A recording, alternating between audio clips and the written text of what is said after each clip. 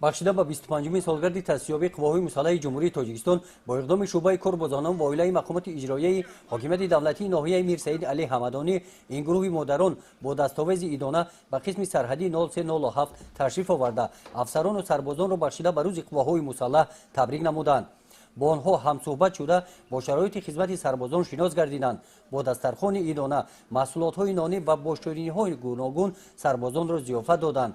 муовини раиси ноҳия санифа тағаймуродзода афсарону сарбозонро бахшида ба 25-мин солгарди таъсисёбии қувваҳои мусаллаҳи ҷумҳурии тоҷикистон табрик намуда ба онҳо азму иродаи қавӣ ва дар роҳи ҳифзи ватан хизмати арзанда таманно намуд.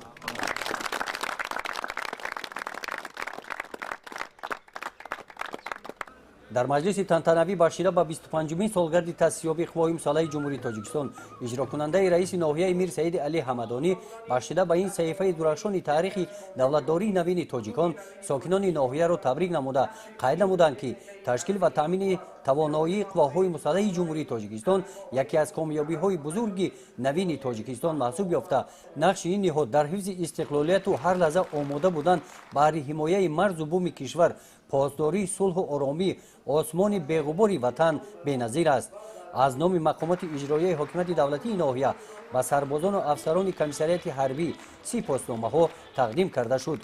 дар ҷанбасти чорабинӣ наврасон ва кормандони шӯъбаи фарҳанги ноҳия бо барномаи идонаи консертӣ хотири иштирокчиёнро шод гардониданд. гузориши хоҷа назрив худойназар зуҳуров аз ноҳияи мир саид али ҳамадонӣ барои барномаи иттилооти навид.